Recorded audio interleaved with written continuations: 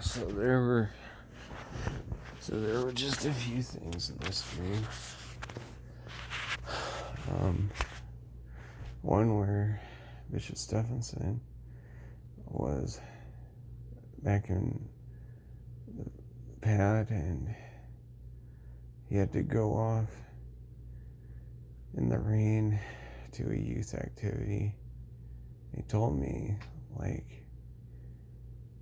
he was gonna go rush off, and so I run to the front door with him, and he's telling me after I started asking if I can ride with him, that he has to go see his own family.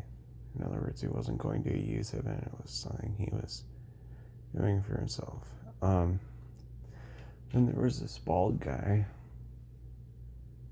at this DMV place, and I was trying to get my license fixed, just finding my wallet in real life now. And he told me, which was very comforting, that he was the same guy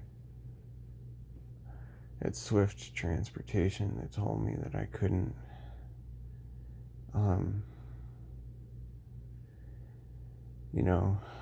and then things got crazy, and Matthew starts sending me these texts or this video thing, and he gets out his notebook once that has this really mini device, and he folds it, and then he can see in person and says, go to davidthurber.com, after he takes a note and very sassily closes the notebook thing. And then there was this thing at the very end where Mom loses her watch, and she makes a command that we all go for a skills walk or something like that, and that took a while to get going. And so then Matthew gets out that notebook and says, let's play music while we do it, and he was just totally cheerful like himself. And then earlier there was this thing where I kept trying to get into this little Caesar's laundromat thing behind, and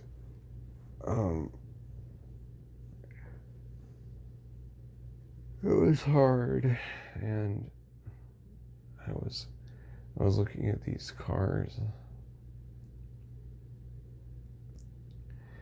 and this one rough man was telling me about the back of this Tacoma thing, or Wrangler Jeep truck, where the cloth had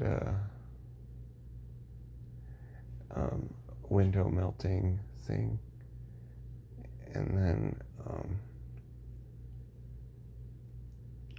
I see this one hot rod with a completely flat windshield, and I think hey, I want a hot rod like that, so I won't ever have any window crack issues. And that was a joke a little bit, but not that funny or meant to be a joke.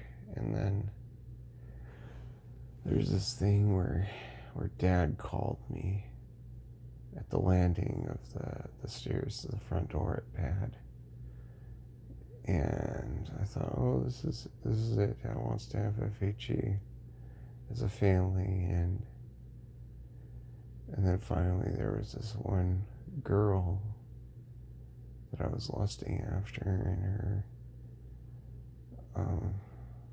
vagina was like a crab a little bit, and a flat chair, and she was sitting in it, and she took her top off, and then I started looking at her a lot, and she gets uncomfortable or something, moaning uncomfortable, and then I don't know. I had seen her before. No, maybe I hadn't. she just had like the inside of her vagina was kind of like a bellowed shark or something like that. It was really nauseating to think about, so I didn't want to look at her crotch like at all. And her panties were very revealing at first, but she pulled them down and sat down like she would, or anyone would, on a toilet seat. And then Mom tells me this thing right around the time when she told me that she was going to have to push her niece on. She tells me that the Lord got the car going, and she was like in this hallway tunnel thing. Modern tunnels are often square, and she said after pushing it like with 5 gallons in the tank, that was enough to get it rolling. But there was also this thing where, I asked her if it needed oil, and she said no, it didn't. It wasn't that kind of a car that needs to get its oil changed.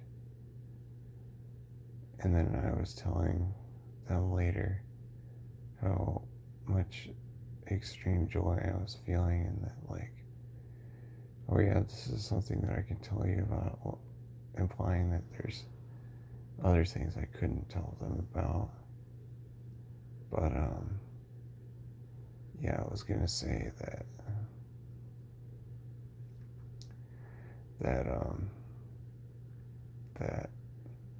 like I had actually seen the guy at the DMV, and he told me that he was the guy that I told the truth to at Swift. That was most of my dream. Good luck writing it down.